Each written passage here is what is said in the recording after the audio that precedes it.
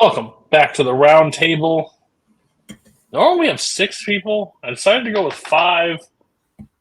We still got 4 on the desk. I always lose. I always drop somebody in the month leading up to it. But we keep their movie. We've done our homework assignment. We will talk about it. We will discuss. Scott basically this month said, fuck off. I don't want to watch any of your guys' movies. I want to watch my own movies. Seems pretty selfish, but whatever. We let him. Next person that hasn't missed with me basically at all, Mark Menchaca, the person that brings the most like hoity-toity, like up their own ass movies than ever. Mark, how are you, and what'd you bring this time?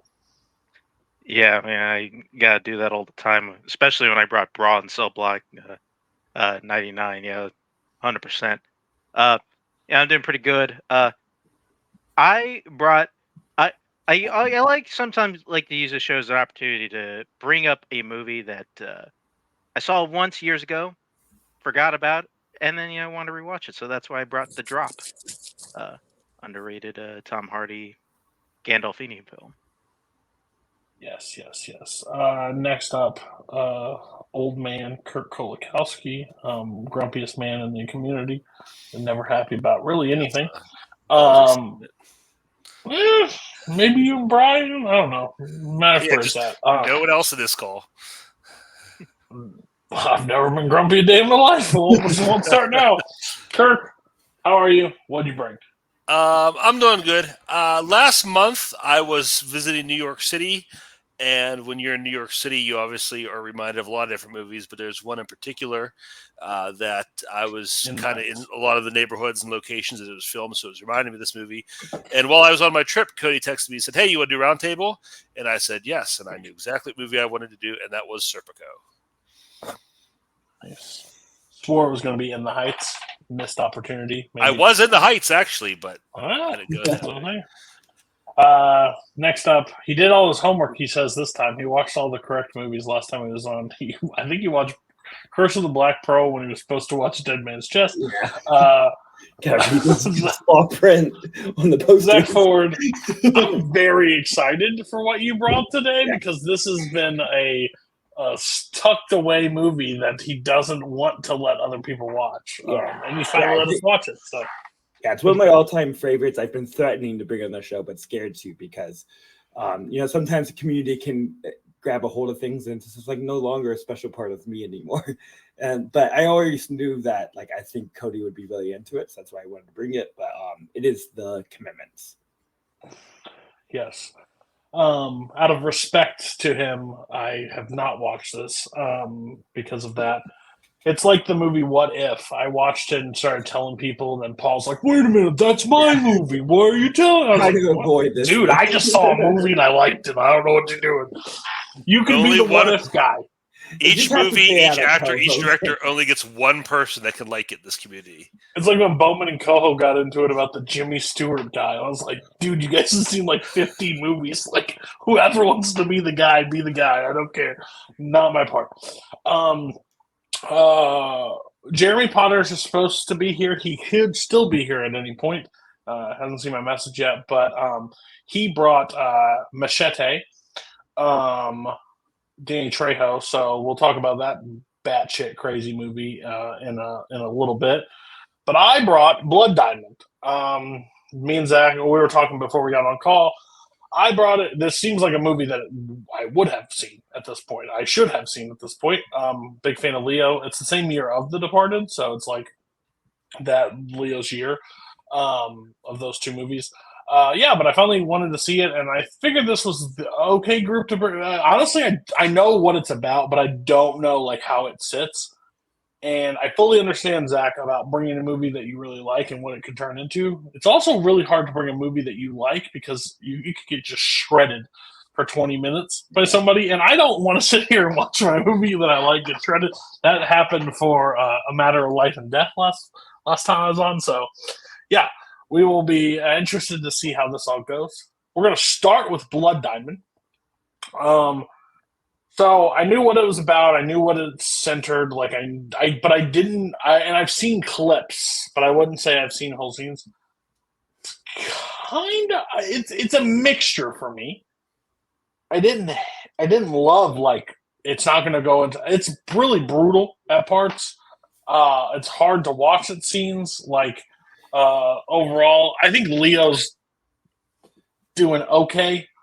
He's got a weird year for accents, maybe, but he's doing a weird one that I'm just not on board with the entire time. I think the standout is Jamin Hansun. Like he is insane. Like his performance, and it's kind of what he like has gotten character acted into. I guess is like him just screaming and like getting really like animated. But like at this point, he has a reason to scream and like do all the stuff. We watch a kid at the beginning, like the first 5 minutes, we see a kid's arm get chopped off. Like it's a crazy, and like the overall like how that region and everything was like the territories and the gang violence. It's kind of crazy to see in a movie. You hear about it, I just never seen it. What were your guys' take? Did anybody not see this one prior, or did anybody see it? It was the first time watch for me. So what was your take, Kirk, on first time watch? I thought it was pretty good. It's weird. I'm not like super sensitive about political movies and like getting the politics right. And my thing is like, if you want to set your dumb action movie like in like some kind of political situation and not focus on the political situation, I know a lot of people have trouble with that. I don't care. But this movie is kind of weird because it really did. Like it starts out, and like you said, like it really focuses on the atrocities happening in this area and in this part of the world to these people for real. And then it kind of turns into like an action movie with Leo, running explosions and shootouts and stuff like that. So there was kind of a little bit of a disconnect for me. Like I said, I was like, "Oh, this is awful," but like I feel like you kind of have to pick a lane. Like you either make like the meaningful statement movie or the dumb action movie, like Indiana Jones is about, he's fighting Nazis, but you don't show like, intense concentration camp scenes. You kind of keep it surfacey. And I think this movie kind of did a poor job walking that balance. And like, not to the point where I was like, "Oh, this is horrible and shouldn't have been made," but it was just kind of like tonally, it was all over the place. Yeah. I think anything you're saying is exactly correct. What's that? Anything you're saying is exactly correct. It's the exact same thing I was going to spiel about. Yeah. Yeah. I think it's two-tone. It's weird because I wouldn't say like I don't want Leo in a movie, but I don't need Leo in this movie. Like I understand, like he is just there. Like he's just another big name to be in there. There could be a guy that he is working with in the same thing, but like him being the driving, like Jamin being the driving force of this movie and by himself and like trying to get himself out of this situation would have been easier. It's just like, let's bring the other guy in. Everybody knows. And like, it felt like too different because how the movie started to where it got into the middle to where it ended is just not where I saw the movie, but it makes sense from a 2006 action point of view. Like this makes like where they're going, but like I didn't want it to go in the direction it did, and that's why I'm kind of mixed on it overall. I mean, Zach, what were you it's doing? kind of the Edward Zwick issue where he does always want to blend the action with the serious things, back to Glory and Last Samurai, and he always has what should be the lead character, often played by a minority, but he feels the need to have the actual lead character be a white guy interloping, and it's a real like you have the wrong character choice. You don't need.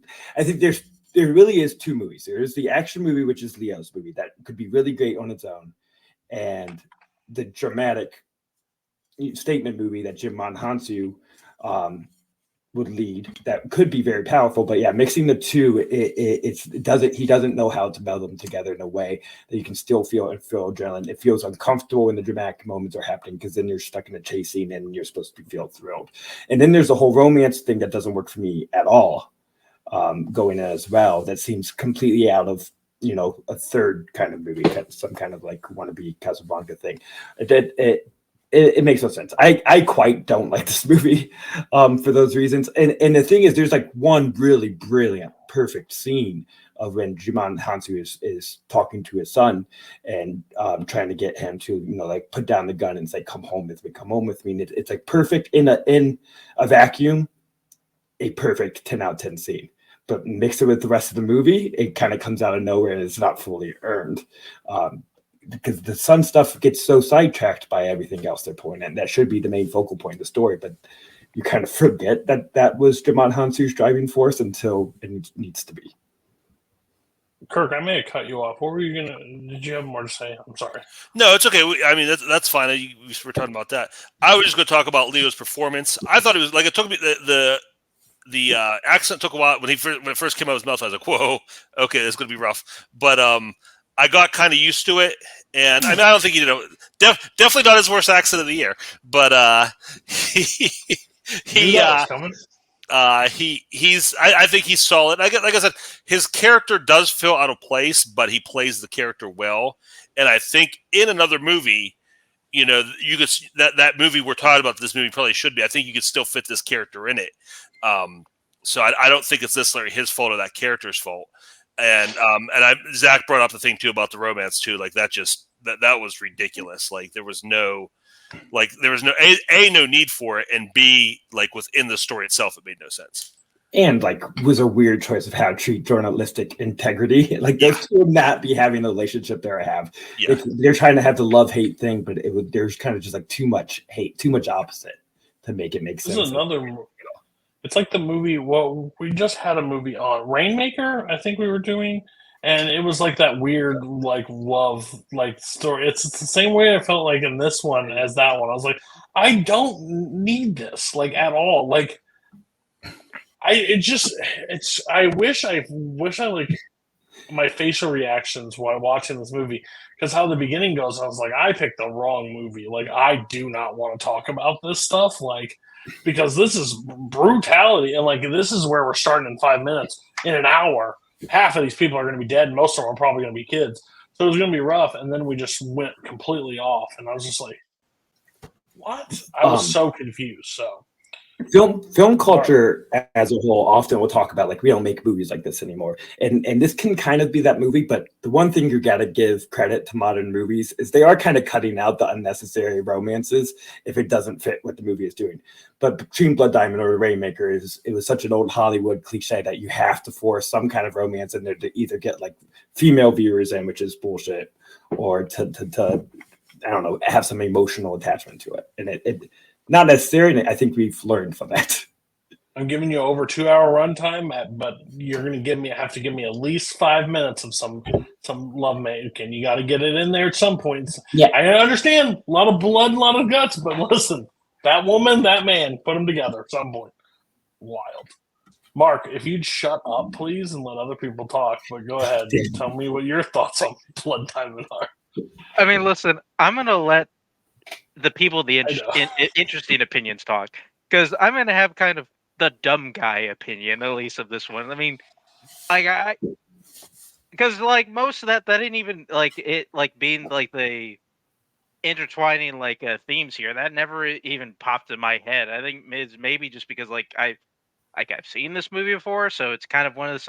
It didn't even bother me. It didn't even go on my radar. It's like, okay, like this is an alright action movie. It's kind of like a lot of Edward Zwick movies. Like they're just kind of they have like a number of parts I kind of like. I also don't really love them. I'll probably go like 10 years without seeing them again. It's kind of like, sort of like The Last Samurai. Like it's kind of like I think the thing that I kept thinking about throughout it, honestly, nothing to do with the film. It just kind of made me remember like kind of like how this movie fits in DiCaprio's career, and how like this was kind of one of those movies that felt super weird whenever I saw that he was in it, and also remembering that 2006 was kind of a big year for DiCaprio in a sense where before 2006 dudes did not like DiCaprio. I think before then, like you were seen as like the. I was right on the growing pains, my friend. No, you would be right. but yeah, and then like this and The Departed came out, and that just kind of changed.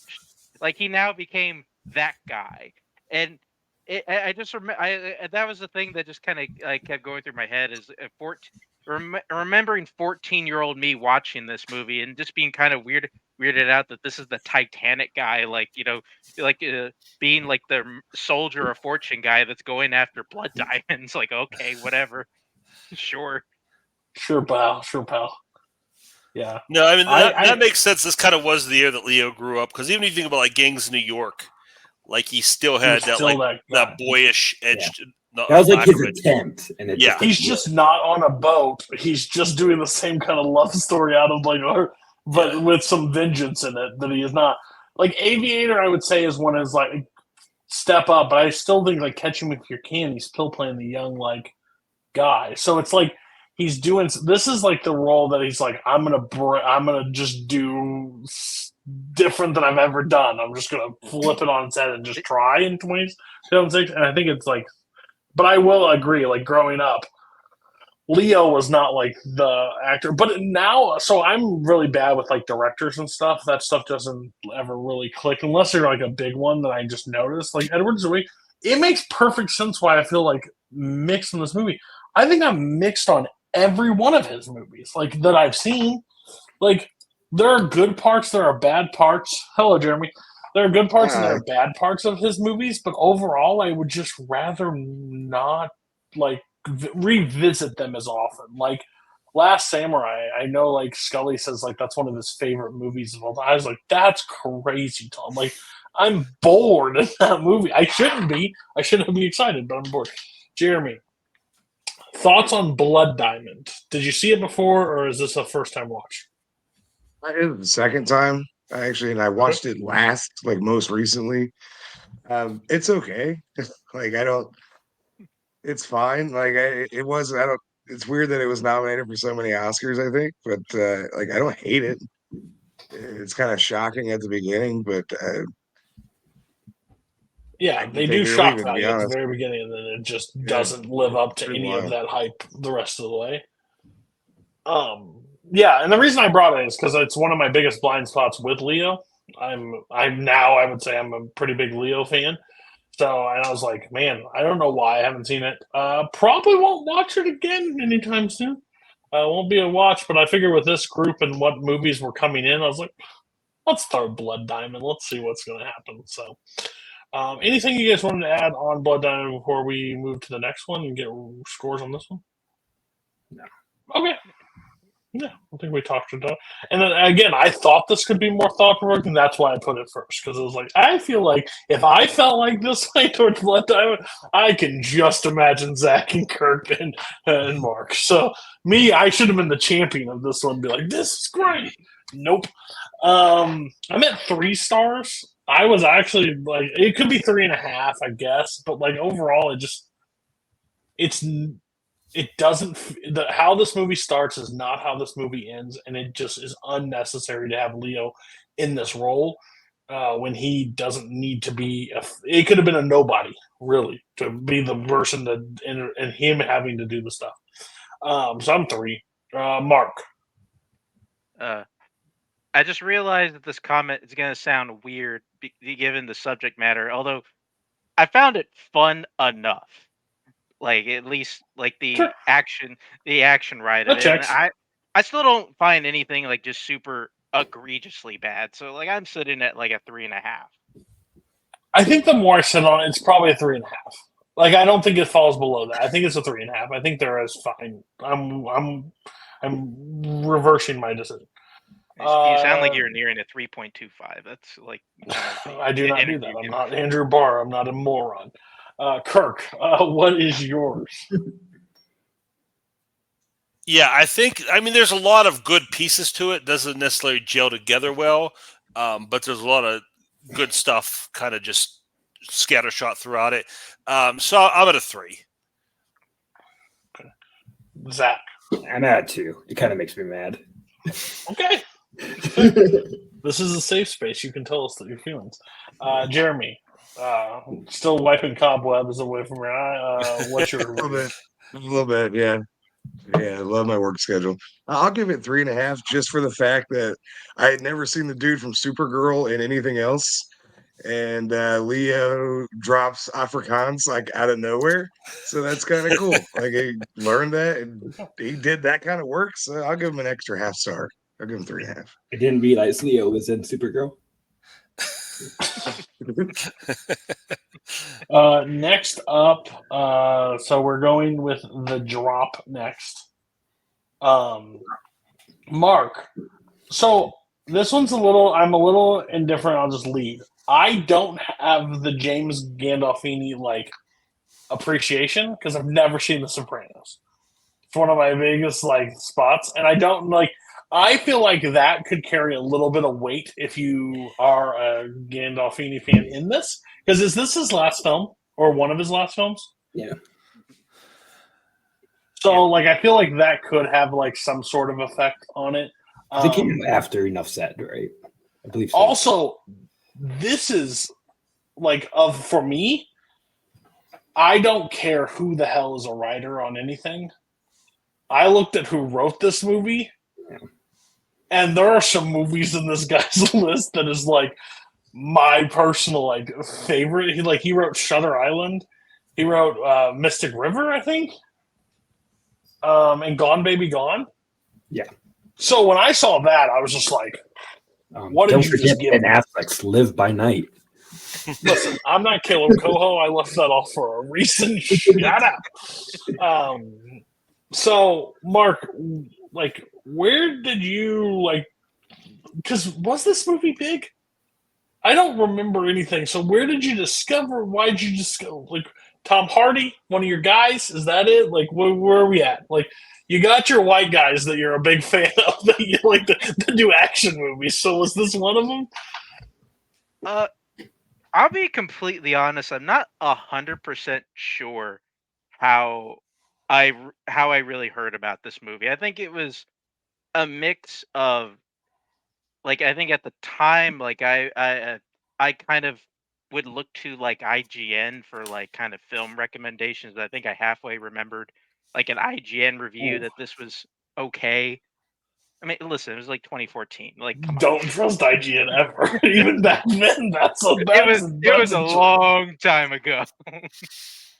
But like, and to be completely honest, it was probably that, and I knew it was a blind buy.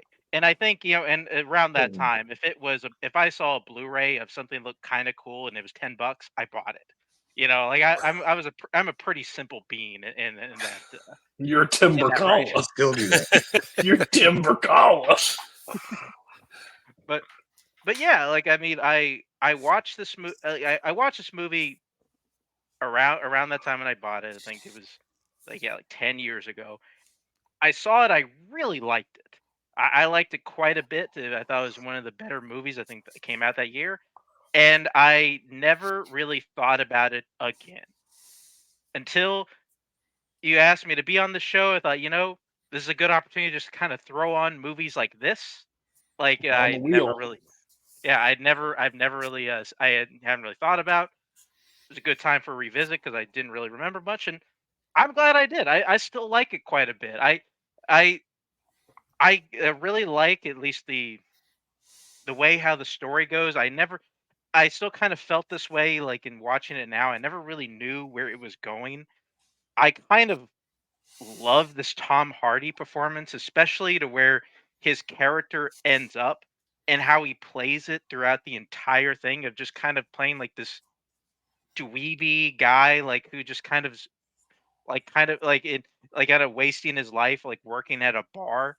And the Gandolfini stuff, like I think it's just kind of a fitting last performance. It's kind of who we all thought as of Gandolfini as kind of just this angry guy, especially like he's playing like a failed gangster. I think it kind of worked on that end, and I love the ending. Now, the ending still gets me pretty hard there. I Yeah, like it was just simple. One of these movies I blind bought a while ago. I really wanted to revisit it, and glad I did. Although I'll be honest, as I was watching it, I realized we can go a lot of different ways here as far as people liking it or not. I'm kind of interested to see where we're gonna go on this one. Has anybody other than Mark seen this before? I saw it in theaters when it came out. Oh, sweet. Yeah, Okay. I'm really because- curious. Yeah. Go ahead. I am still a big Des Lehane fan of his books, and as you saw the movies, like Shutter Island was one of the most fun books I've ever read. So I was like fully on board with anything coming out. I was not familiar with this story. That's like new Des Lehane joint. Tom Hardy was like, that's like prime hype mode. There's like the year after Locke, which I was like, that's the best performance of 2013 in my mind at that point. So I was like extremely excited for this. And other interesting actors, Matthias Schoenaerts was reaching my radar at that point as a really up and coming, interesting actor in New Year Pace. I really enjoyed it at the time. I really like it now. I was happy to revisit it. It gives me that low level grimy crime that I want from Des Lehane. I think there's less like moral codes and ethics than some of the other Lehane pieces have. But just as a straight, crime thriller, I think the plotting works really well. It's really exciting. As you said, Tom Hardy, I think, is an incredibly weird but perfect performance. He's doing something so odd of kind of vulnerable and supposed to mislead you into kind of who he is. He's just the right level of awkward. And this started, I think, his real life dog love. Like he's really into pit bulls now, I think, because of this movie.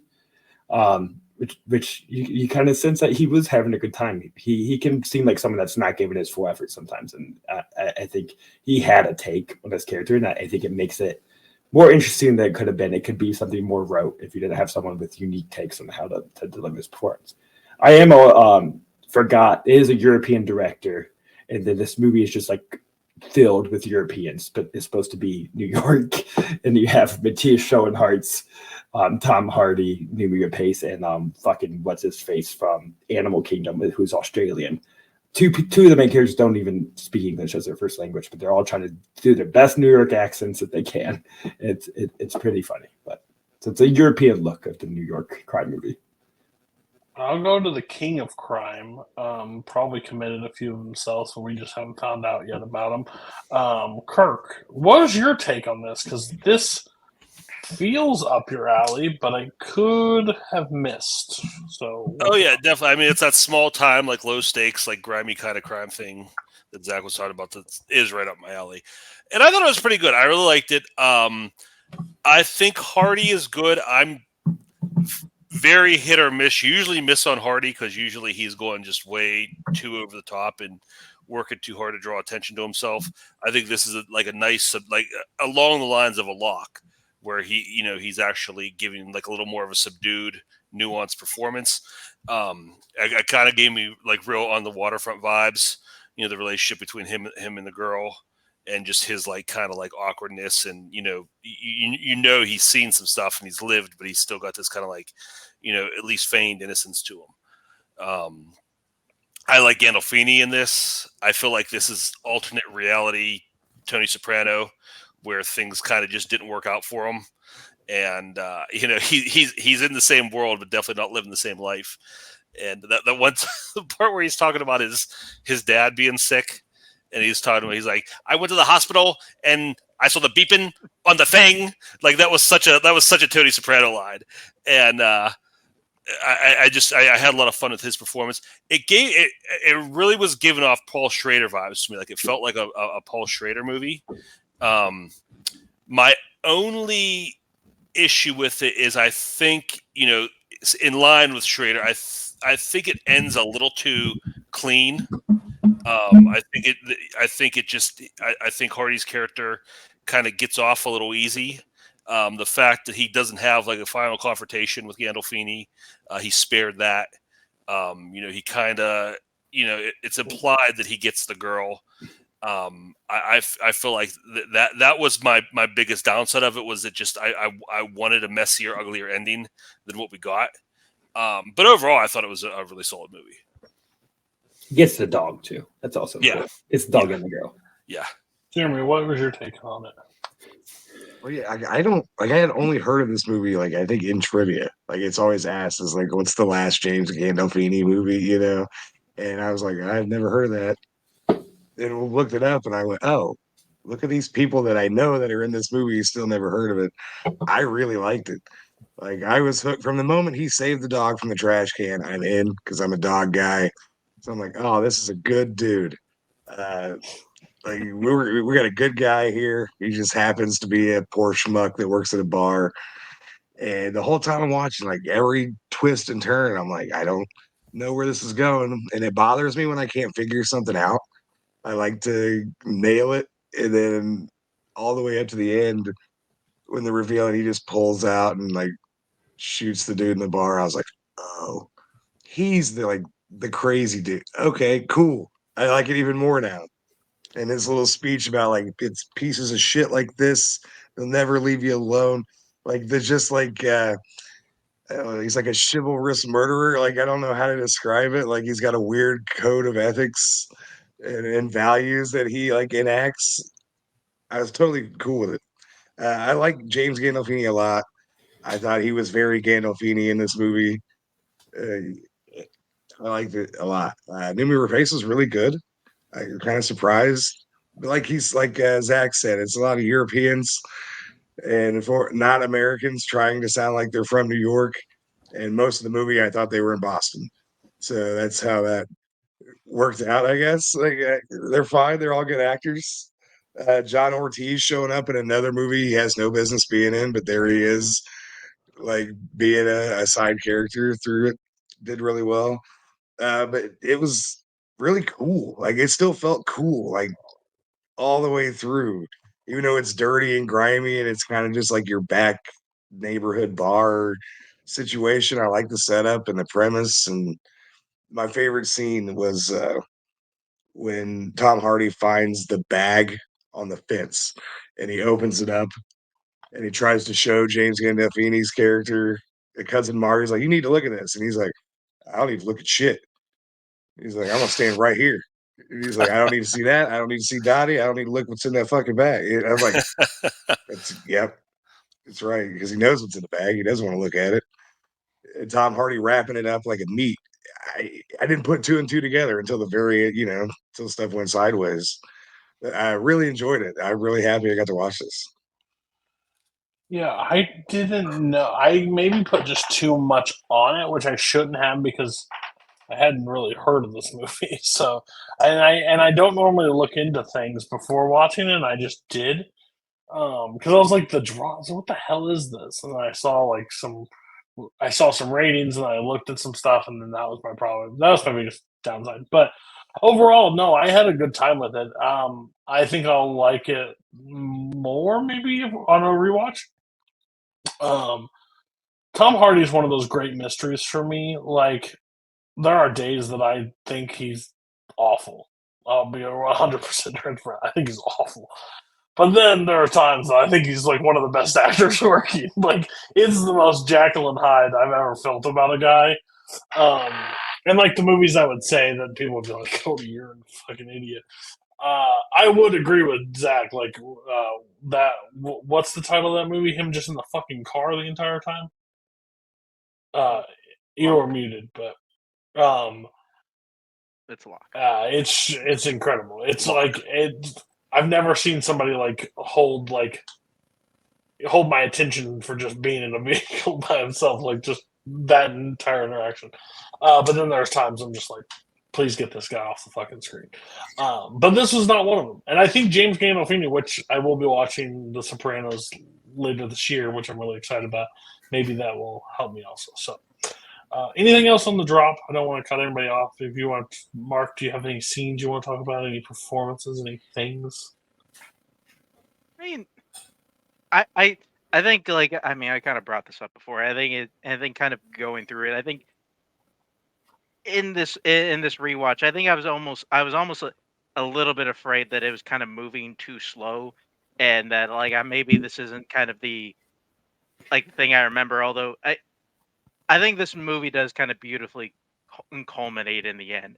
I think especially on a rewatch, kind of going through it and kind of deciphering Hardy's performance a bit more, because I think it is something like the first time you watch it, there is a bit of you're just completely unassumed of this guy. You don't really think he's kind of this cold-blooded killer, and then on rewatch, and almost kind of as this prestige level of you're just kind of seeing all these little things that just kind of softly give away who Hardy is throughout the entire thing.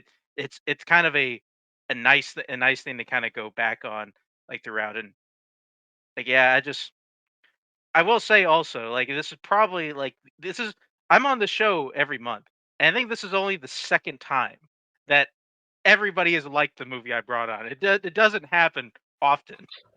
Growth. That is what's called growth. Um, yeah.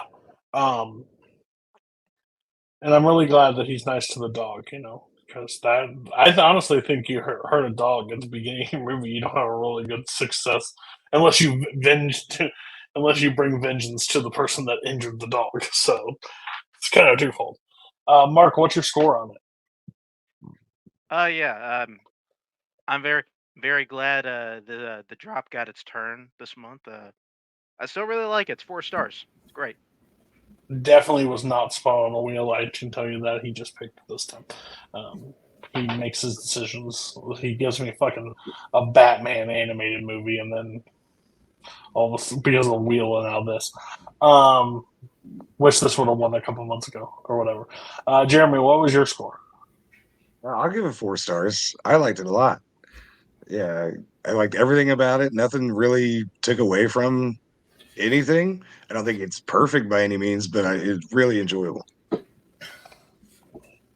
Zach. I gave it 4. I do want to give a quick shout out to Kirk's Paul Schrader comparison, which at first I was like, that's nonsense.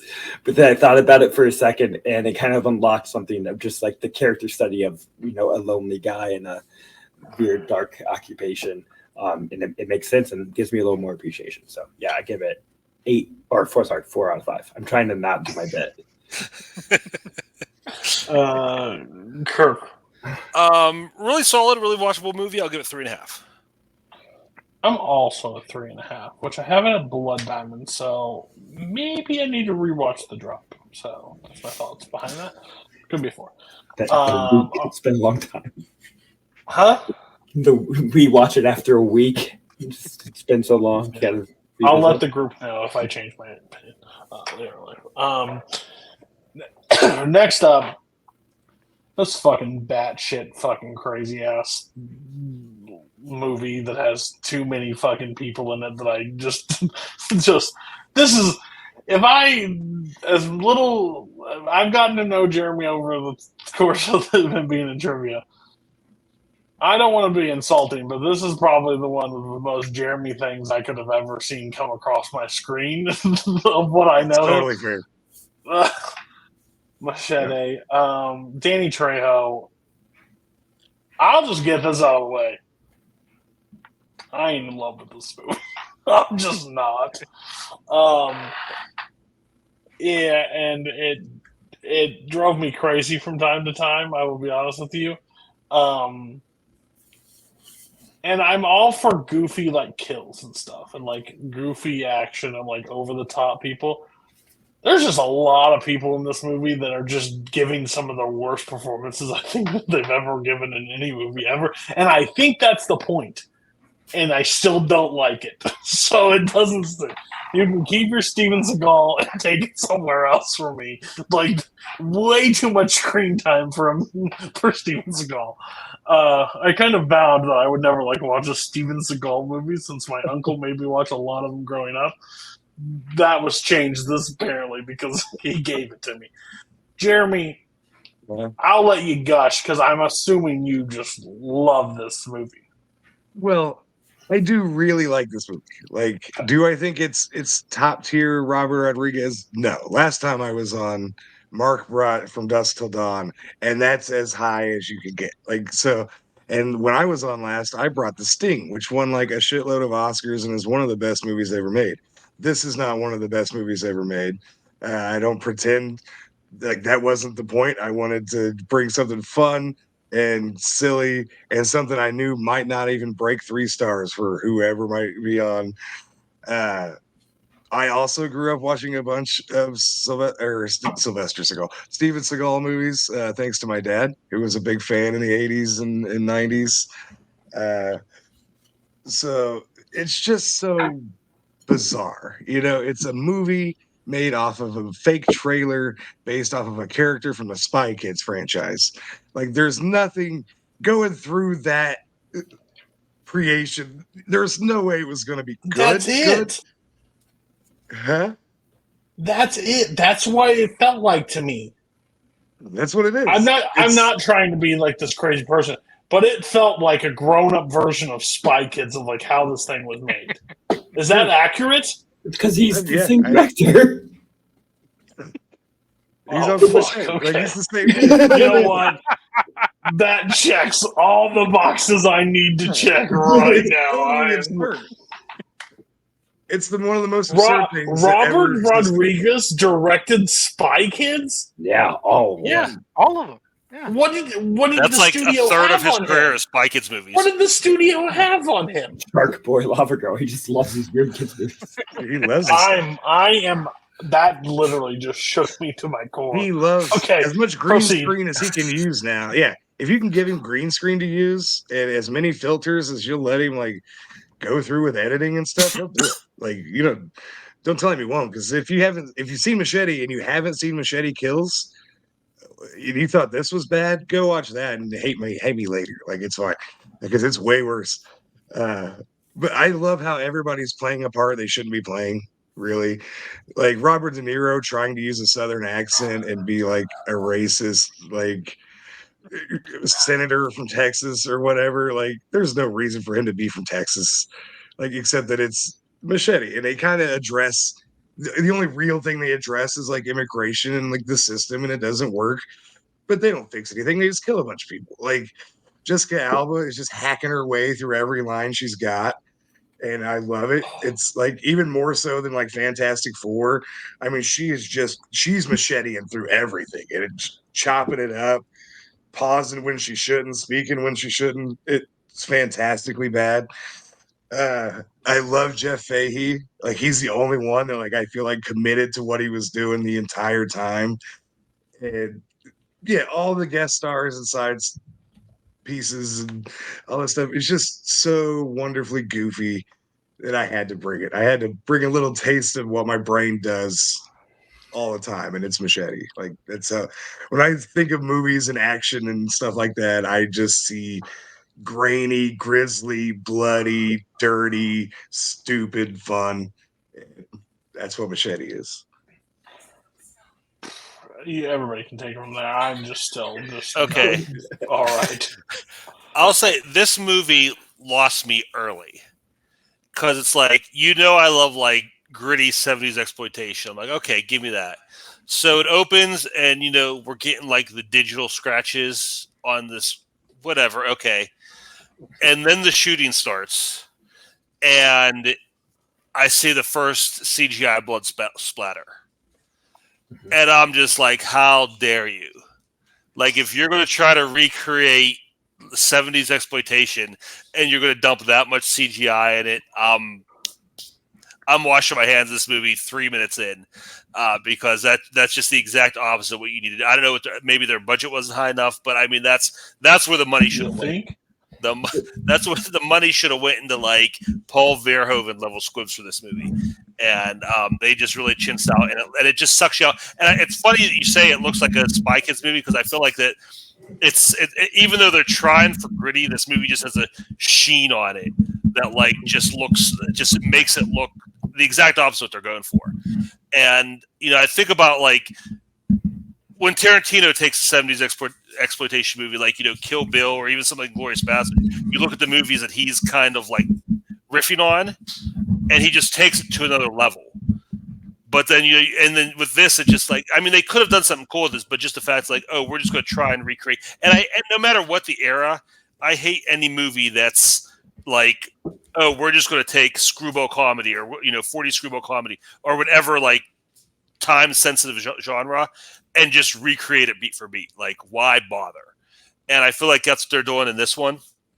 And and it just the other thing that bothered me about this was I feel like the cool thing when you watch a 70s exploitation movie, the villains are always cool or scary or both, or at least one of those things. and just the fact like the villains of this one's like all just such buffoons, kind of sucked it out for, sucked a lot of the air out of it for me as well. Like the fact that like they're just the dumb conservative white guys that do all the dumb conservative white guy things. That's not how those movies work, and that kind of disappointed me as well. Kirk keeps beating me to making the same point, which is like it doesn't stick to its bit, and the issue is that Robert Rodriguez has proven he can do this. Like he can make the Beast movie homage with Planet Terror, but then like it's like I don't know if there's studio notes or something, because it gets like there's little moments of like, oh yeah, watch the tape skip or the scratch, but then it just looks way too sheen. It's too crisp. It doesn't look like a B movie at all for most of the movie, because maybe they're like, we need to reach modern audiences and they have to know what to expect. Grindhouse was able to get away with it because it was a full 3-hour commitment to the bit.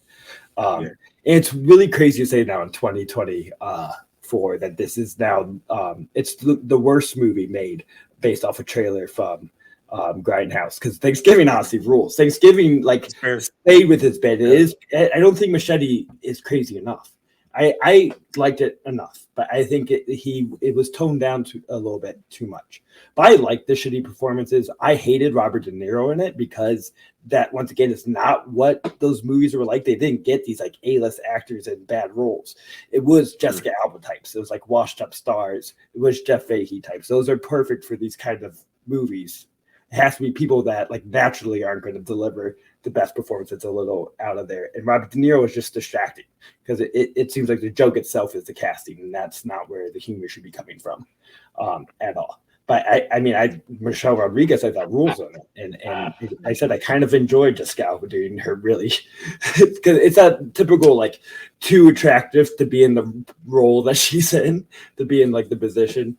And it makes sense in that. So I enjoyed it. I just wish that it committed more to what it was going for. I wish it had more Planet Terror,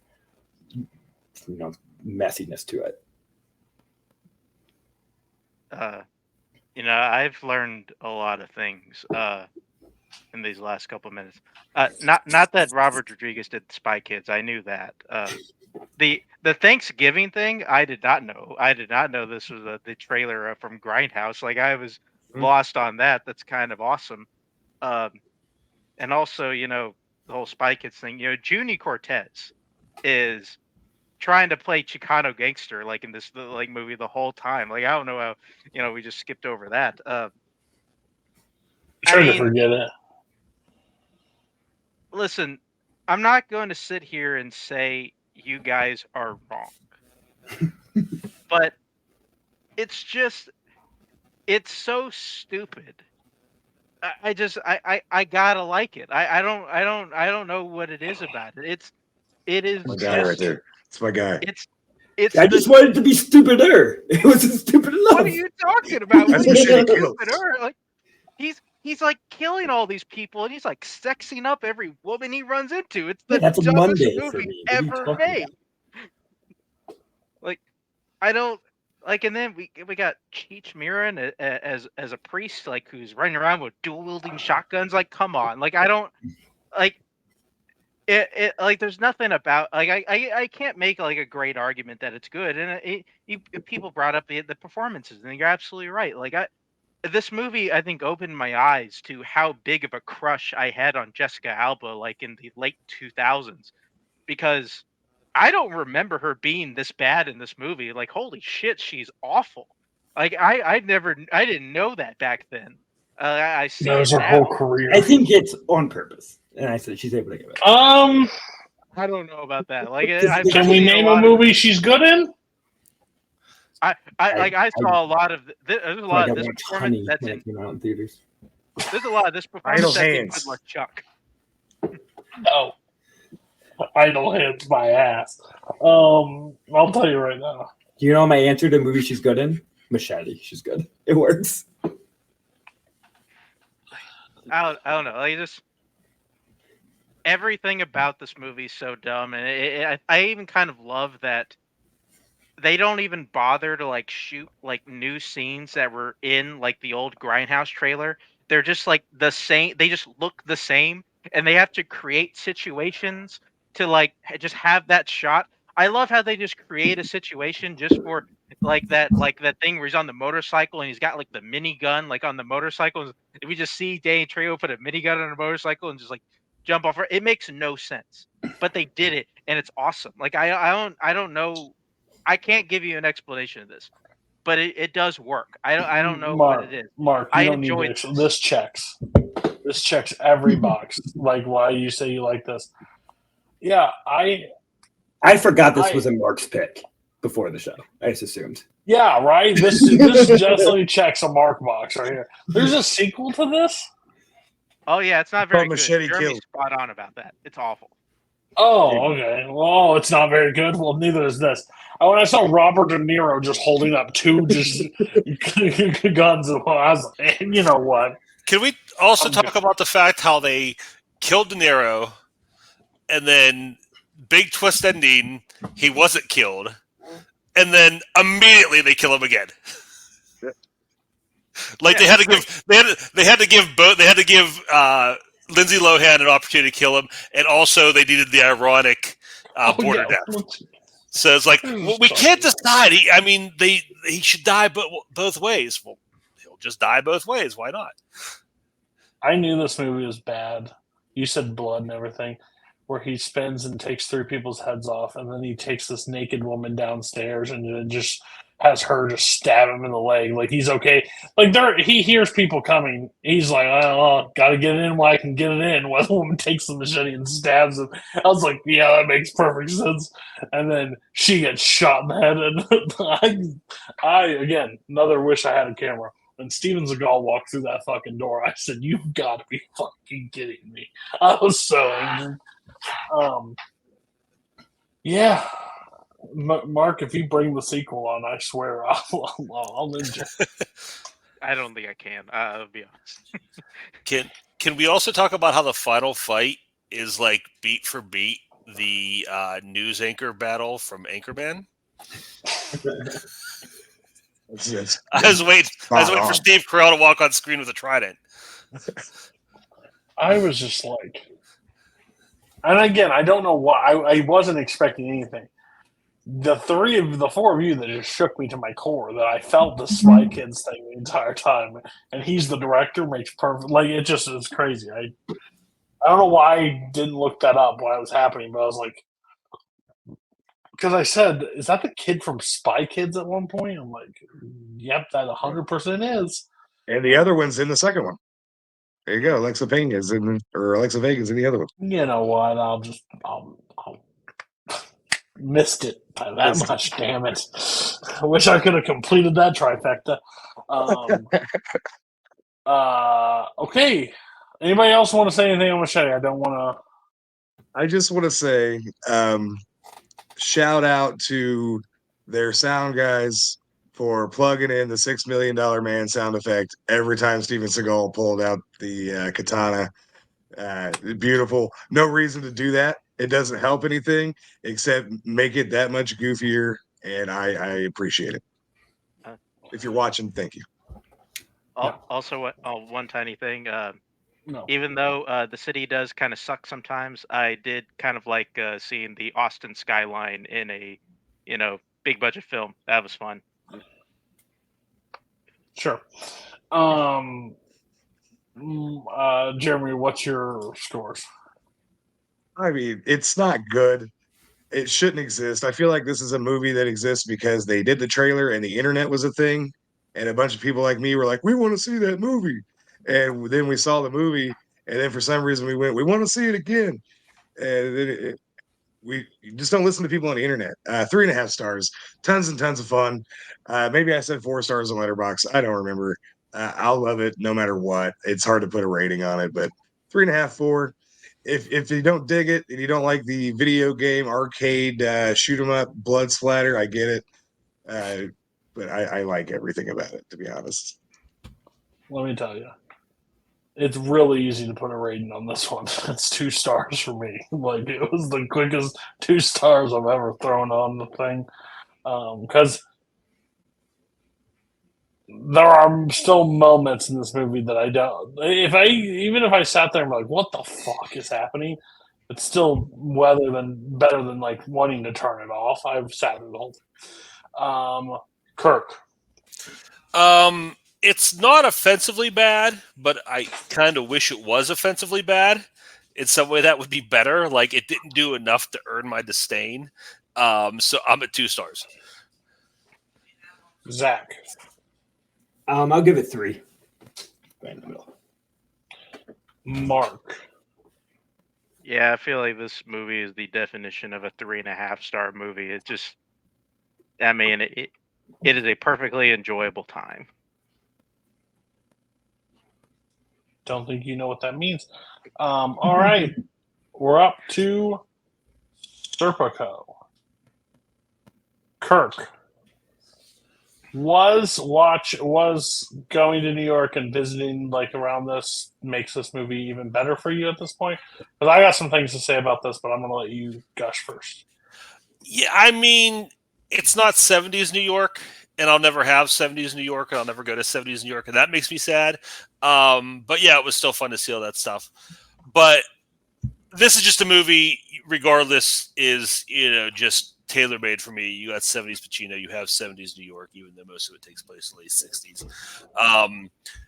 I love the story. I love the Frank Serpico character, and just seeing just kind of like his arc and his downfall of going from somebody who like is just like a good person, and also like a happy person, and a person who's like full of life. And to watch the system kind of slowly drain that from him is kind of awful to watch, but also it's great. And Pacino, I think his performance just completely carries this. He's pretty much, except for the parts where he's been shot, he's almost in every scene, wearing a fantastic outfit in every scene he's in. And yeah, just that story of New York at this time, and just that grittiness and that ugliness of it, and getting to see how internal just internally how things worked. I rewatched, and I think what would be easy, like I don't complain about it, but I think what's easy is that the fact that it may seem repetitive, the things he's going through, but I think a lot of that is just not understanding. Like, I don't know the difference between a department and a division and a precinct. So like when he's getting transferred to different like positions in different, places in the city, and different, police departments in the city, like I don't exactly understand what that means, and the weight of that. So I can understand people being kind of put off by that, but I still love it. I love all the character actors in this movie. So many great faces, so many great voices. Just a great Lumet story. But I think visually it's really awesome. Like, I love the scene outside Yankee Stadium where they're having like their little meeting, and then as soon as the meeting's over, they break, and you get that wide shot where they all just walk off in different directions immediately.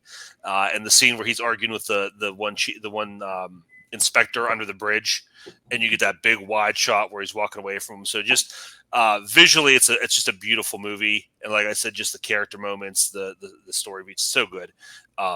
Yeah, and I've actually watched it twice since I watched it as soon as I got home because I couldn't wait, and then I rewatched it again for this. So, yeah, fantastic movie. I love it. I was too low on this movie when I first watched it.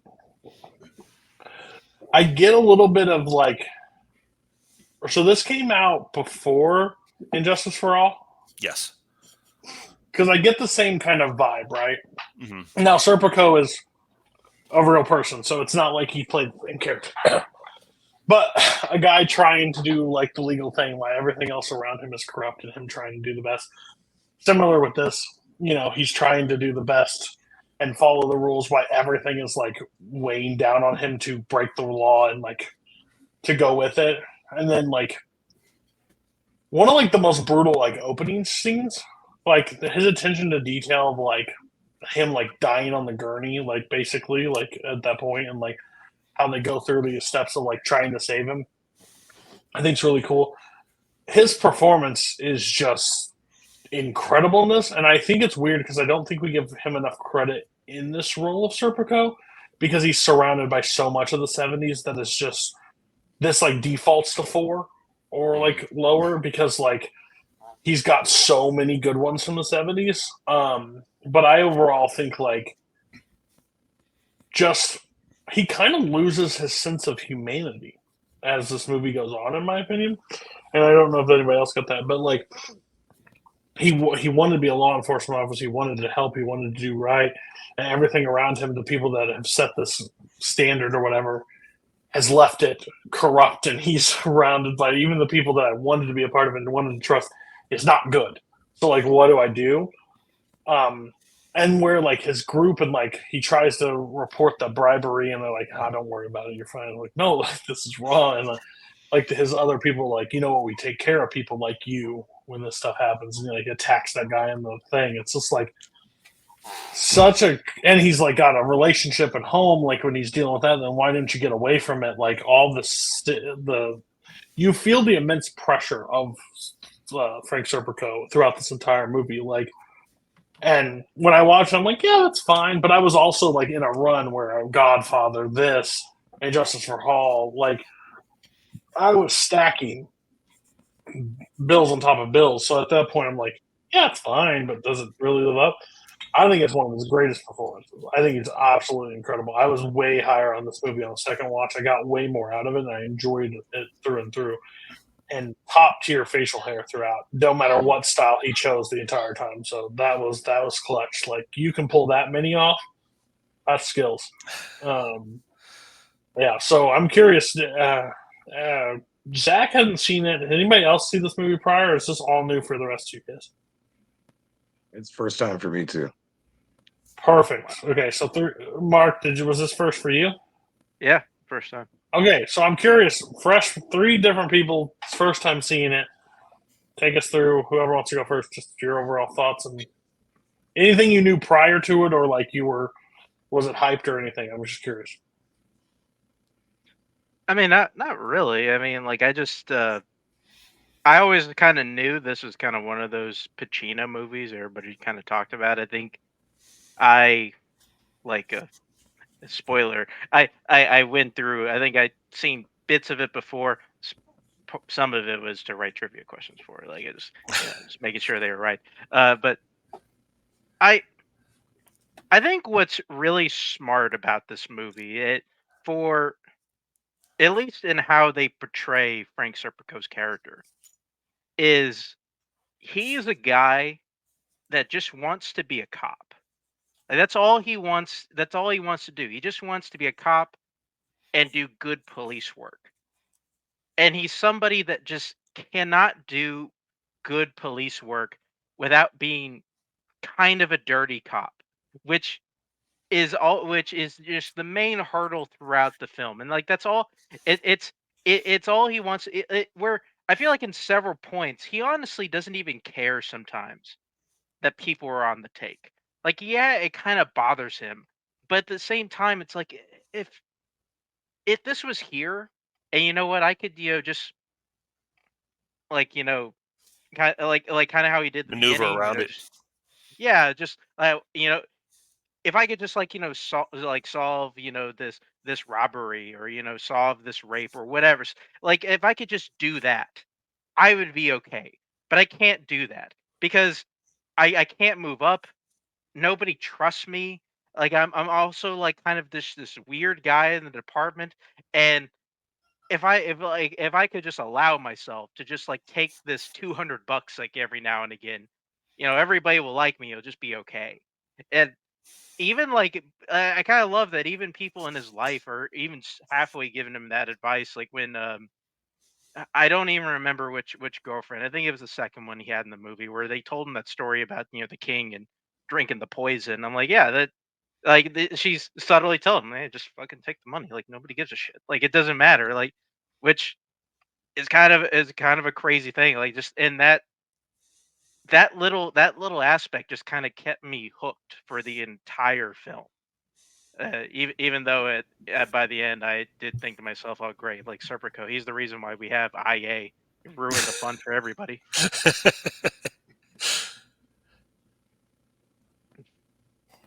I have some pretty significant issues with it, to a point where I kind of wish he did take some money and still try to fight the thing, because it would make it a little more interesting. Because I have the same issues with Justice for All, now to think of it, which is the righteousness gets a little exhaustive.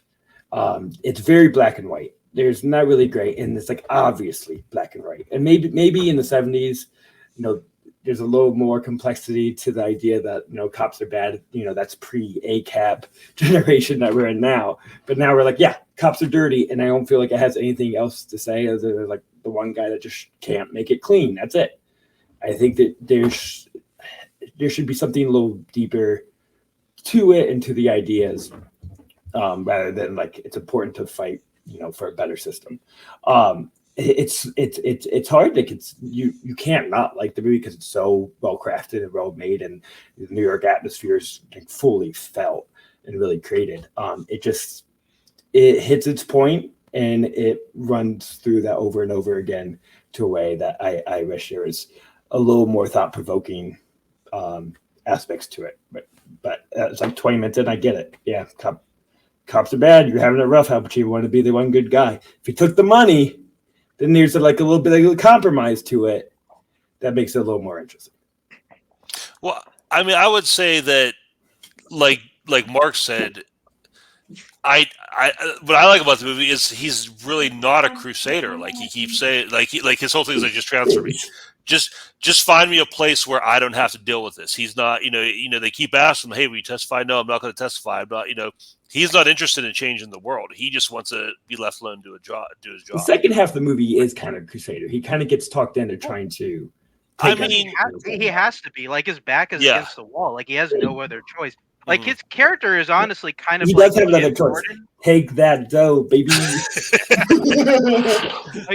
I kind of love they structure him as kind of like Jim Gordon in Batman Begins, where like he's a good cop, but he also doesn't want to rat on anybody. Like, he doesn't. It doesn't bother him all that much. He just wants to be able to do his job.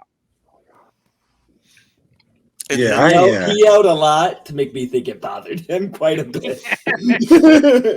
There's a lot of anger. As like a 90s kid, like I grew up with the very loud, boisterous hoorah Pacino.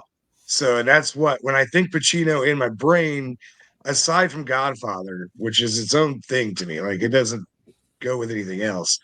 Like, I had not seen a nuanced like performance from Pacino.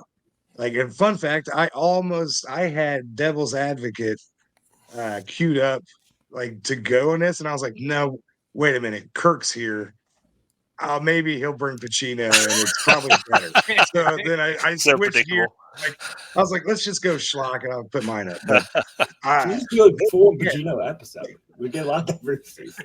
We could have. Like Mark said, though, like I was watching this, and I was like, there's a lot of Nolan's Commissioner Gordon coming out of this. Like, I feel like he used a little bit of that for that version of that character, but he was so cool in being the square good guy. Like, cause he's a square. Like, this guy, like, no, I don't want money. I just want to do my job and save people and be helpful to my city. And the frustration grows. Like, he can tell he gets more and more frustrated every time he talks to somebody who has a higher rank than him, and they keep stringing him along. It just gets more. And then as the other guys who are taking money start to figure out like he's not taking money, he gets a little more scared. And then when he has the scene with the guy who's trying to help him, I can't remember his name, and his second girlfriend, and he ends up like snapping and yelling at his second girlfriend. That's all frustration and fear. It's the frustration of I can't do what I need to do, and the fear that if I keep trying to, somebody's going to kill me. And he knew that was what was kind of like, he knew this was not going to end in any way good. And to watch it build and the tension grow to that scene, and then boom, and then he arrests the mobster and throws him in. They're like, "What are you doing? Leave this guy alone." And he pulls up his rap sheet and stuff, and he's like, "Oh, he did 15 years in prison. Do you know why? He's a fucking cop killer." Like, he's so disgusted, and when it all comes out, it's done so well. And the way it's shot, like, I've not seen a lot of Sidney Lumet movies really. or a lot of movies like just straight from this era, the mid 70s kind of to late 70s stuff. So we'll be visiting a lot of that sooner than later because I'm kind of hooked now. I think there's a couple big time movies in there that I've never seen that I Love need to go watch. I feel like now, and Kirk is obviously like agreeing. He's like, "Yes, you do. Yeah. You need to go see these movies," and I will for sure, and I'll let you know how that goes. But I was blown away by the apathy of everybody else in the movie and him being the only person that seemed to care about doing the right thing. And yes, not taking dirty money is doing the right thing. Like it's not, oh, go ahead and have some. Like that's a rough way to look like to go, oh, it's fine. Yeah. It's from dirty, that's drug money, that's bookie money. But you know what? It's paying some bills. It's fine. Just take it. Like I'm the guy who would not take it. Like I really like seeing a guy who's just good and just wants to be a decent human in a world full of not decent humans. And those should be the decent humans. Those are the cops. Those are the guys that are supposed to serve and protect, and they're just kind of serving their own interest and protecting their own backs. So I really dug it a lot. I think too. I'm sorry. Before you Okay. go with it, No, the you're one good. thing I noticed on this rewatch, a scene that really stuck with me that I never really thought about before, was the scene where his mother gives him the bank book. So it's like they kind of establish like he doesn't need the money. So and he even says there's a point where he's like, "Hey, if I had a family, if I was broke, maybe, but I'm not broke. I don't have a family." So I think it adds another layer to it that like he's kind of coming, and I hate to phrase it this way, but he's kind of coming from a position of privilege where he can say no to the money. Like he's the temptation of just having the money isn't there for him. So it's a lot easier for him to be the good guy. And I just think that's interesting that they kind of layer it that way too, where it's not like, oh, he's like, he's not struggling. He's not saying no, he's not, his bills are paid, there's food on the table. He has what he needs. He has his motorcycle. He's going to parties. Like he doesn't need this cash. And I think just it's cool when you take like I agree with everything Jeremy's saying. Like he is like the decent good guy, but they also kind of go out of the way to make it like, well, it was easy for him to be, or not easy. Let me say, it was easier for him to turn that money down than it may have otherwise been. Yeah, because the pay show. They had that other character too, like who he was partnered with, kind of in the middle. That he was all like they kind of portrayed him as one of those good cops where he's like, well, I got the mortgage, and I got this daughter that wants to like do these things. Yeah. All that costs money, and like in this extra money, it helps. Like Yeah. I think that's kind of what it at least helps kind of color in like at least what Kirk was talking about. Yeah. I think the also thing is like this is a real life guy. Like this is the situation. So like tell him the story of wanting him to like fix the cop, like in Justice for All. Like I can get whatever that vibe is, but like Pacino and whoever says can only do so much with the Serpico character because the guy's based in like he's real. So at that point, like he's not here to reform cops. He's here to live his own life. And what it was, it ended up getting tangled up and caught in the situation. So that's why it didn't bother me. Because I can feel that one note, the cops are bad. He's the good one. Well, why the fuck are you still a cop? Well, Serpico was still a cop until he got shot in the face. Like it's just where it is. But yeah. And it does a good job of telling that thing because like there are people that probably just didn't need the extra money, just took it because why not? You can never have too much money, like at that point in time in life, so they're like, why not? But the people that are struggling with that decision, he can't understand that decision because he doesn't have to feature that decision. Like he doesn't have to worry. So his decision's pretty easy to be like, why the fuck are you guys doing this? Well, we flip shoes real quick. I bet you're taking the extra money too, buddy. So yeah, I thought that was, and again, I came up on it because I thought it was good the first time. I just got more out of it on the second watch, so it was great. We'll get scores, I guess, unless anybody wants to say more on Serpico. I was just gonna say that like the scene that like really drove home that like he couldn't get out of the situation he kind of put himself in is when he gets transferred. It's towards like the third act of the movie, and the one cop like just pulls up and then talks to him through the window, and he's like, "Hey, so we get 30 grand a month. Like, if you fuck with that, like, what do you think's gonna happen? Like, you're gonna shut up? Like, just like he got to a place where they already knew he was coming, and is immediately like, well, we might kill you. Like, it's insinuated very heavily, like you're fucking with my money, and my money is big money. Here's where you're at, and that's when he got scared. Like, and then it ramps up to the end of the movie, and I just think it's 2 minutes, and it really is the last nail in like where we're headed. Because you do see that progression where, you know, it starts out like, oh, it's just gambling money. It's not hurting anybody. It's just we're just skimming off the top a little bit. And then you see how, and I think it is, it does, on the surface, it does seem a little bit repetitive, but you do see like the downward spiral of how much worse and worse it gets. Like, you know, when you get at the end, when they realize that, you know, it's just not, when they bust that one place and the guy's like, oh, I already paid the borough. And you realize just, okay, this is everywhere now. It's like, at the first, okay, it's just this one part in the Bronx, just here in Brooklyn, it's just the plain clothes here. And that's the point where they realize, okay, it's everywhere and it's a lot worse than we thought it was. Okay. We'll get scores. Kirk. I was actually, before that, I was really ticked when you picked this one first. I'm like, come on, Kirk, you have so much in your Rolodex. Can you not pick a movie I've fucking seen before? Like, what? I'm really glad you did. So, happy for that.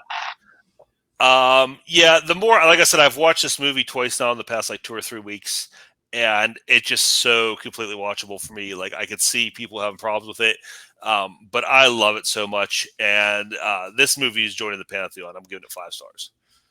Oh. Now, the other people, like, that's not a big deal for Kirk Kowalkowski. Not many people get invited to that table to get sit down. The rest of them have to stare at they're at the kids' table. I'm at 4.5. Is it 4 originally? It's a 4.5. I think it's an all-timer. I love this movie. I think it's really, really good.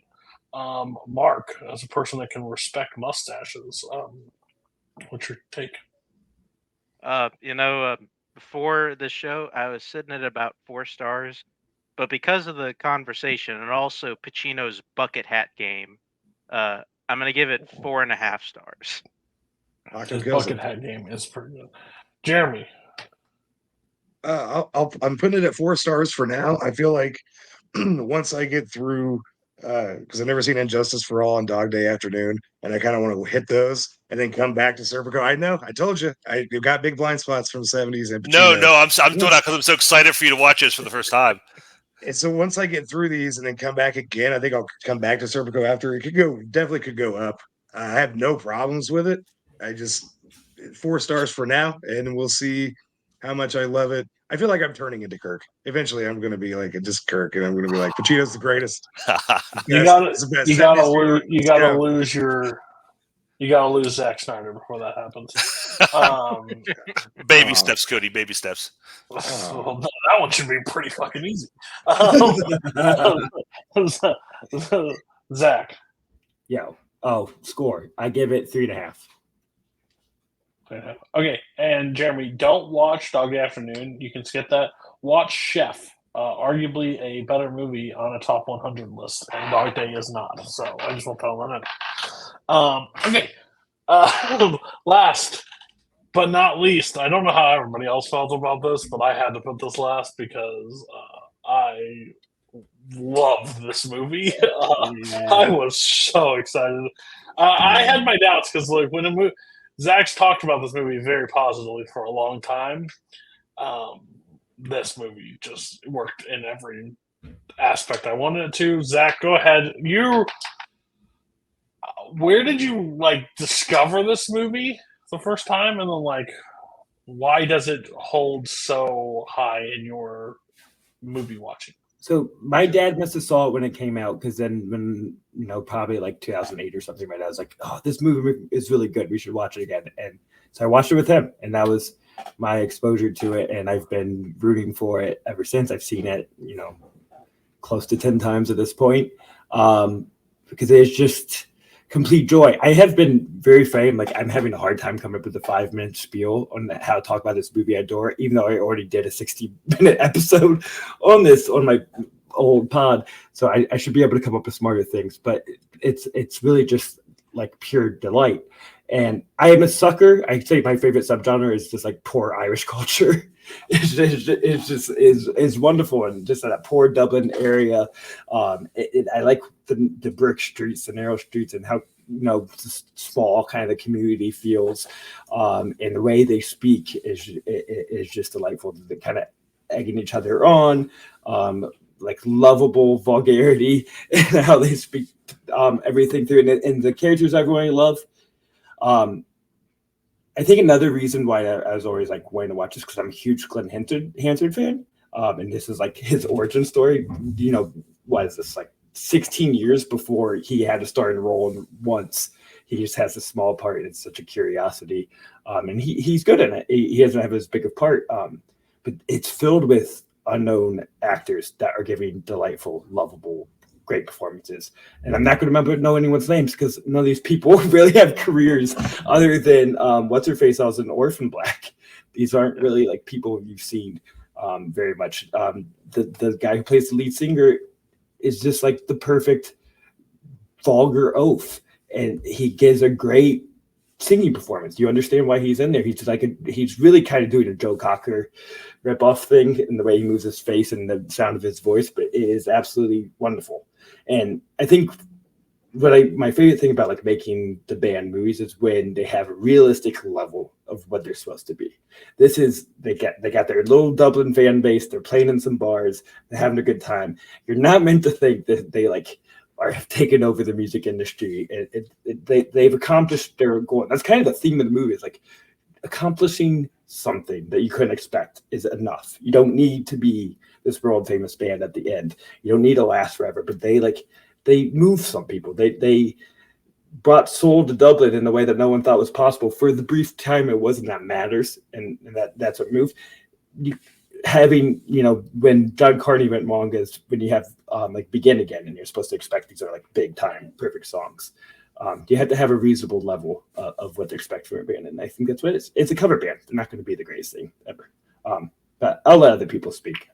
But yeah, it's perfect movie. Yeah, I was trying to find like the actual words, like it's kind of like because I was like, oh man, how am I going to remember this person? I tried to do that, and then I looked and I was like, you know what?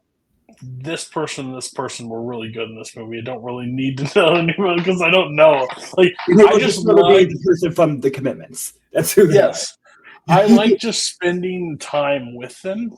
Like in this group, like when they like formed the band and everything, like that opening shot, I think was what sold me 100% into it. Like when they're trying out the people. One of the funniest lines I think is when the guy's like doing Elvis or whatever. It's like Elvis wasn't a Cajun. Like he just was so insulted by the situation of what they were trying to do and like how bad some of them were. So it like built this band, like how this group worked together and how they're just how they related together and how the thing. And I think the thing was like the Irish thing just hooked me even more because I was like, I'm addicted to their accents at this point. Like I just want to hear them talk. So that overall helped.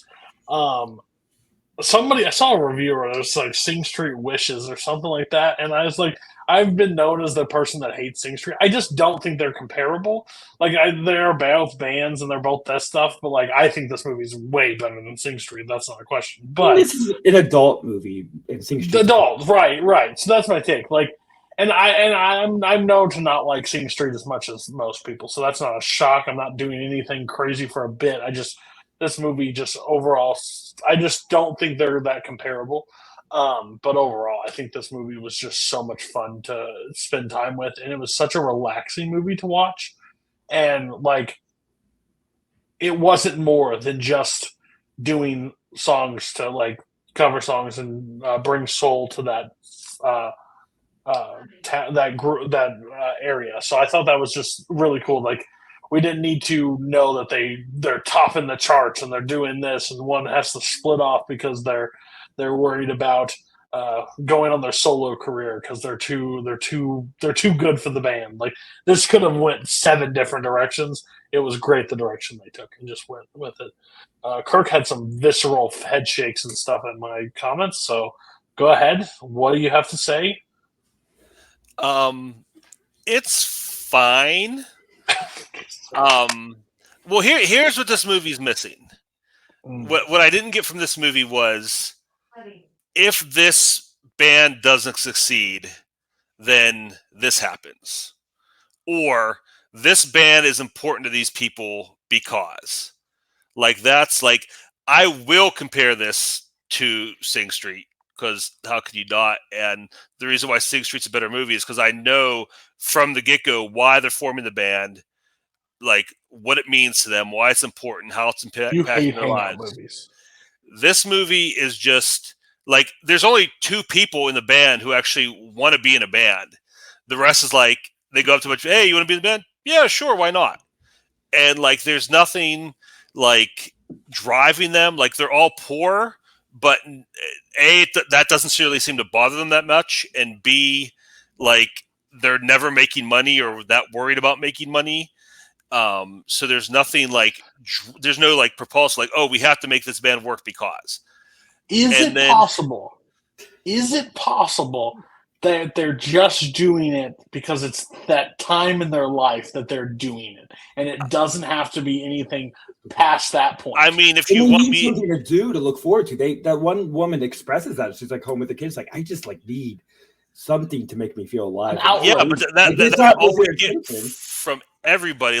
There's you see them that scene, the unemployment line. They're all hey, how's it going? They're nobody's upset to be there. And then that's my other my other issue is that, you said, they just achieved their goals. There's so little conflict in this movie. It's they lips be fucking everybody. It's and nobody cares until the last 3 minutes when they need a way to end the movie. Nobody cares that he's doing that. There's, oh, we're going to bring soul to Dublin. Nobody wants soul music in Dublin. What are we going to do with soul music in Dublin? Everybody instantly loves them. Everybody instantly supports them. You cast Cole Meany, who's the perfect mean Irish dad, and he's completely supportive of them. And all their neighbors and all their family are completely supportive. They get no pushback whatsoever. Their drummer quits. Next scene, hey, our roadie happens to know how to play drums. Oh, we might have some problem. The guy we bought the equipment from wants his money. Roadie beats him up. You never see him again. It's great. There's no there's nothing, and then I said, there's a few things here and there that doesn't bother anybody until it's oh, the movie needs to end now. So everything people are mad about, we'll spend 3 minutes talking about that, and then the band breaks up. Even the fact that he wasn't lying about what's his name coming to, they couldn't even make that character a liar. He still might be lying about other things because they go back to that again. That's my favorite running joke. Yeah. Even at the end, he's saying he's on tour with Joe Tex, but Joe Tex. Yeah, but the fact that Wilson Pickett still showed up was okay, geez, what couldn't go perfect for this band. And so by the end of the movie, I just when they break up, it's okay, I don't care because I don't know why they cared. There's nothing. There was no reason in that. Like I said, I watch Sing Street. You watch movies like that where it's I understand. Okay, the band starts here and they get here and they go through all this and that's it. The fact that you're saying this is better than Sing Street is nuts. That's not even crazy. That's insane. Either, Cody. Sing Street is see, that's the biggest problem with Sing Street is because it is a forced narrative the entire time of having to throw this band. A narrative? It's a narrative? No. Because there's an actual storyline. That character motivation? Crazy. You shut the Will you? Well, the problem with the whole situation is they're going to succeed at every turn about that, but here's a little resistance here. Oh, they're fine. Or here's a hit song. Just let them put it out there. That's the problem with it. This is just all these people are just in a band to be in a band at this point, and they could go their own separate ways. I always joke about this. Mark Menchaca, this could log out, and we would never talk to Mark Menchaca again. Mark Menchaca would disappear from this earth and be peace. What? I did movie trivia for like 5 years. I don't know Mark from his dad. What was the point of this? It's just a fraction. You just don't like hangout movies, and that is your biggest flaw. That's your one thing. You just don't like them, and that's fine. I wouldn't call it a That flaw. can be your thing. But to say that this, I didn't want to compare the two because I don't think Sing Street and this are comparable. Besides both being band movies, but I'm sorry that there wasn't a scene Poor where Irish kids. little Man. Timmy comes up to sing. And he goes, Dad goes, oh, you moron, you don't sing, throws a bottle at him. He cries at night. He sneaks out. He goes into a band and plays the band. Because if that was the case, Kirk would have a way better time because Dad wasn't accepting of the band. He was too accepting of the band. He needed to be anti-band. And then when they were playing a concert, a bunch of strings needed to break and piano keys needed to hit the floor. And they'd be like, oh, crap, what do we do? And then booed and bottles get thrown at them and everybody hates them. And then they have to rebound and come out and be like, oh, we're back with soul. We're here to help you. And then obstacles for characters they overcome, like in a movie. They need to get I think I'm still talking. That's interesting. They need to get a record deal. And then at the end of it, they were a platinum recording artist. And then one guy broke off because he thought he would have a better life. And then guess what? They don't have to do that in every fucking music movie. Did Sing Street end with a record deal? Is that how that ended? Did I see? Is that like the director's cut or something? Sing Street. But you are. No, I'm not. Mark, who gets the point? I'm not doing it. Just like the scoreboard in general, you're down 2-1. Not on this one, baby. Okay. This is Wrath of Khan all over again. You're an idiot. Jeremy and Cody's the one getting mad for me. See, he's taking the movie from me. God damn it! It's Cody's movie now. Well, I feel like I'm right with Zach on this. Like, I didn't really know this movie existed for a very, very long time. And as much time as I spent in a video store in the 90s, I'm shocked because I read every box of everything that was there, and I never knew this happened. And my wife showed it to me, I want to say, I don't know, shortly after we started dating, like 2011, 2012. She's like, let's watch The Commitments. And I go, what's that? She's like, what? You're into music? You play music? You don't know what this is? No clue. And watched it, loved it then. Loved it even more on another rewatch. It's probably the 4th time I've seen it, 5th time maybe.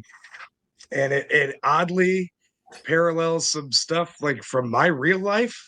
Like, I'm from a small town, and at one point I got together with some guys for no reason to play heavy metal music in this small Did your dad country town. accept you? And, yep.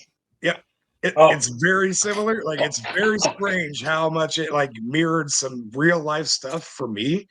Because this is a little hick town that I live in, and we played some of the heaviest music, not like crazy heavy metal, but like stuff that you wouldn't see that was not being played here.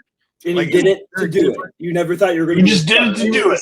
We were the saviors of metal of Connersville, Indiana. That's exactly right. And and even with like a almost star like that's real life and not a movie. Like, I'll tell you guys the story backstage. Like, I'll tell you. But this movie is so good. It is so good. Just the whole thing with Cole Meany being like, he should be a mean dad, but he's not. Like, a house full of weirdos. Like, he can't even get up his own stairs, and he's just like, oh, excuse me. Oh, like, pardon me. Like, he's totally fine with it. I feel like the Irish, they must have had much bigger fish to fry than worrying about a bunch of kids with stuff, just instruments in their house. In Pittsburgh, you get kicked down the stairs. In this one, you're fine. And I love it when they're like, he mentions Elvis, and he's like, Elvis is God. And then later you see the wall, and he's got the picture of Elvis above the picture of the Pope to show that he really does think Elvis is God. It's a great shot. It made me laugh so hard. And it does every time. But yeah, it's so comfortable. This movie, I get where Kirk's coming from, but I liked not having to worry about conflict and who's right and making judgment calls and character development. They all develop like quickly. It is quickly, but they do this thing because they want to do this thing, and they didn't know they could do this thing, and they do it, and then it ends. My one gripe is that it does what a lot of band movies do, like, because I like music movies way more than musicals. Like, I want to hear about how you make the music and what it feels like to make the music, not you break into song as part of the story. That doesn't always work for me. But they do the thing where Joey the Lips is like, now you do this. He gives them like 30 seconds of coaching in their first practice. And then after that, they're like, boom, we got it. And a lot of movies about music and musicians do that. They'll have the one scene where they're not good, and then the scene where they're learning, and then boom, they're great. And that kind of always bothered me a little bit. But also, it's practice. You get better. That's the point of practice. You do it, you learn stuff, and then you do better. The energy when they come off the stage and they're all fighting with each other and they hate each other and they immediately turn around and turn all that energy into a great performance. That's real. Like that really happens. Like that is very much something that can happen with musicians. Again, talking from personal experience, had moments like that. And it doesn't get any better than this as far as like just a pure fun. Everybody's a good guy except maybe Joey, but also he helps 20 people kind of appreciate everything better. Like maybe he's kind of a liar, maybe he's a philanderer. Also, he's Joey the Lips. Like, what you gonna do? You know, like he's the guy. His mom was great. Everybody's great. Shout out to Cole Meany because he's the only guy in the movie I can name. So, I've been kind of always been the guy on here that always talks down musicals. Although this is technically not a musical, it's or a music film. Before I get into that, I just want to say this one thing. Whenever the screamer usually gets sets up, part of me is always a little. There's always a little annoyed part of me. Is like, oh man, I gotta watch 6 movies like in a week because that's usually when I save it. I save it for the week, and then I get here, and then I'm always glad that I'm here. The fact that we just got all fired up over The Commitment, like, is the reason why I love doing this. Like, in saying that, like, I think it is funny that it's over this movie because I don't like it is really just kind of this delightful film. Like I'm kind of with the group on this one. Like what happens when you bring weirdo Kirk that just hates joy and happy with anything fun. Yeah. No one fucking gets shot. So all weekend long, I saw The Hitman, and everybody giving it like high praise. And here comes Kirk. Have you watched it yet? Have you watched it yet? Have you watched it yet? Have you watched it yet? I haven't, but I thought it was hilarious. That the word delight. Reserve judgment. Reserve judgment, my friend. You said the word delightful. That's like Kirk's kryptonite. Fucking delight. I saw everybody like, oh my gosh, so fun, 4.5 star. Yeah, Kirk, Payson and Jack. Death. Yeah. He hates Linklater. It's just the best. He's pretty bad. I have a crazy fact to share that I just Wikipedia'd, by the way. I wonder if I talked about some pod. I don't know how much I even believe this because it just is unbelievable. Andrew Strong, who plays Deco, the singer, supposedly was 16 when he filmed this. That camp. He was 18 when it came out. He was 18 when it came out. And he had a record deal after this. And he released some records. Huh. His dad was a musician. A lot of these people did have musical connections. Sure. And it's funny enough is the most famous musician in the movie is the guy who played, or the woman who plays Jimmy's sister, who has a small role, does nothing musical, and she was a member of the Corrs, which was a popular family Irish band. Oh wow! Yeah, Mark, yeah, continue whatever. what you were saying. I'll just say, yeah, whatever. He lied like Boban lied in Hustle about being 18. Like, there's no way he was 16. Bunch of bullshit. Like, I mean, I'm not gonna really talk down this movie too much. I thought it was a delight. Even though part of me, it like the first 10-15 minutes is like, God damn, I gotta watch this. They're making a band, like whatever, and like that it dissipated pretty quickly. Like just kind of as like we're adding in characters, and I kind of like all of them, even though I'm not gonna fully disagree with Kirk. Like I don't really think there's an ounce of development in any one of these characters, but that's not really the point. Like, it's just like we're just kind of hanging out with these characters, and like that's fine. Even though part of me was also kind of like, well, even though like it's like we get to the ending and like, oh, the ending happens and like, oh, we just kind of made separate bands and somebody got married and we also had this I almost because I'll full transparency, it was like the last movie I watched before. I watched this like 2 hours ago. I kind of wish I watched like a day or two ago just so I can kind of sit with this movie a little bit more, just because like just kind of the longer I'm sitting with it, the more thoughts I have on it, especially with the ending and how all these characters are just kind of left and just kind of just life just kind of goes on. Like it's an interesting thing. And just like a small thing just about like the singstree of it all, like we bringing it up and I gotta say, like, this movie clearly changed John Carney's life. He's trying to make a version of this movie 3 fucking times. I mean, like, to where he takes Glenn Hansard from this movie And he cleared and makes a movie with him. That's how he starts his career. Shut up, you trash. It's really funny. John Carney begins once where this ends. Because Glenn Hansard is at the end of this movie fucking busking on the streets, and that's how once begins. He's the same character. Still just out there playing on the streets. John Carney wishes that he could get Oh my god, you don't even know. I will say my other issue with it is the music. Like, the music itself isn't bad. But again, like, I feel like, you know, if you want to develop the band, there's a better way to do it than have them sing the Black Crowes 3 times. Like, there's just, you know, even at the end, we're like, oh, a record guys company. It's like, you're a cover band. If you get signed by the record company, do you have any original songs? Have you written any songs? And it's just like, I feel like, I mean, I will say the end, the song they sing at the end, I forget the end of the last song. I'm blanking on it, but I think that's really good. But I feel like the rest of the music that's throughout the movie, like very repetitive, the movie kind of just plays in everything else I'm saying, where like they're not really developing or saying anything. It just we're just going to sing the same song 4 times. What would have been better if they were like trying different genres in the back room? If they were like, oh, let's try this one. No, that wouldn't work, or that would work. If we're going to play this song, I'm going to leave the band right now. Like, that's what we're going to play. And then they settle on soul, and that would have been the deciding factor. Kirk would have been like, fucking A+, man. Yeah, I mean, like some sort of character element. You had some conflict. A+. Love it. It's a movie now. Kirk, it makes sense you don't like the music of this movie because you call them Black Crow songs, and that means you have no knowledge of soul music or care about soul music. They say the Black. No, the Black Crowes cover "Hard to Handle" is a cover of a Notice Writing song. They're singing it because it's a Notice Writing song. They're not singing it because it's a fucking Black Crow song. Okay, whatever they out after this movie, they sing the song 3.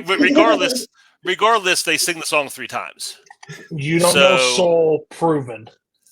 Point for me. Also, no soul. This movie. Ironically. Now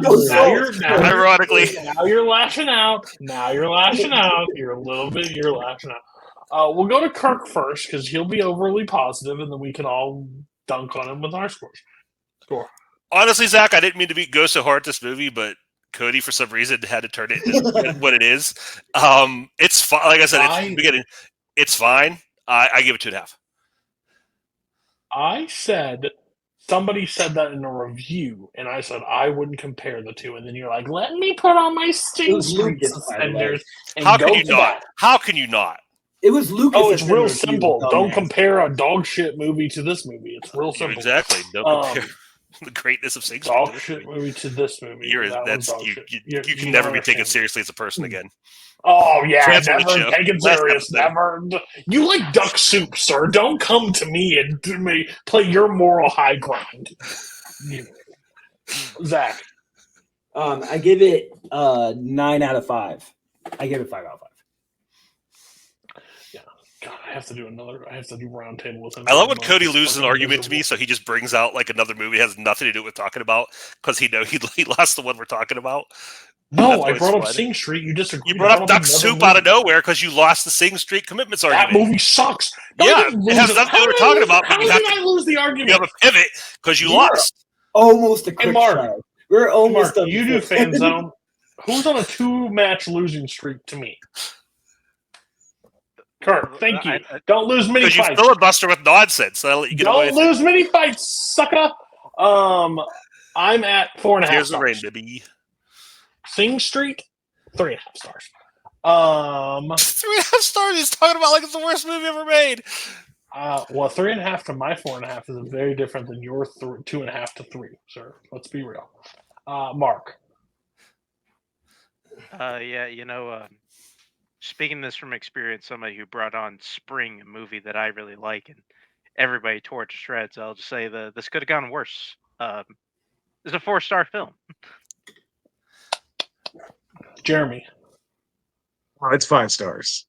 Like it does everything it needs to do. It feels timeless. Like it feels like if this had come out in the 70s or if it had come out last year, and you don't say when it's set, like it just feels like it would have worked whenever it would have existed. I'm just glad it exists, and I'm happy to enjoy it every time I get to. Scores 3-1. Kirk, Cody wins. And I've never seen Sing Street, so This is real life, buddy. This is real life. This is the streets. You might win in the ring. You're not gonna get done in the streets. No judges here. I don't think you understand what that means. I'll take a base and smash it against your head. All right, that's the episode of this week. I can, because we've shot these ahead of time, I will tell you the next 2 roundtables. Next one up is our top 100. I don't remember the range of movies. I think we're in the 70s, maybe 80s. Who knows? I think low 70s. But low 70s. But we've got Some Like It Hot, The Princess Bride, Lord of the Rings, The Two Towers, The Shining, and Who Framed Roger Rabbit. I'll see you there. Those buddy. are the ones. Should be a lot of fun there. Me and Kirk will.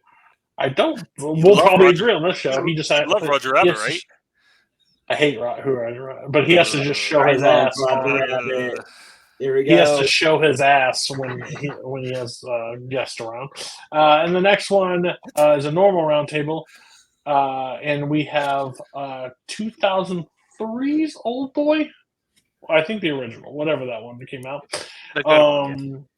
The Straight Story, have no idea. A Soldier's Story, The Last Dragon, The Lincoln Lawyer, if you think there's a lot of those, there is. And then Paddington 2, baby! Yeah, hell yeah. So, check out those episodes, watch those movies, join the conversation. I'm thinking one point this year, maybe do a live one of these. Get some interactions, release them early, but like have some interaction. We'll see. We'll see how that goes. But thank you, Jeremy, for waking up and joining us. Your work schedule sucks. You get a pass. If I had to do that job, I'd still be sleeping. Mark, thank you for always being here. Zach and Kirk, get some culture. You're welcome.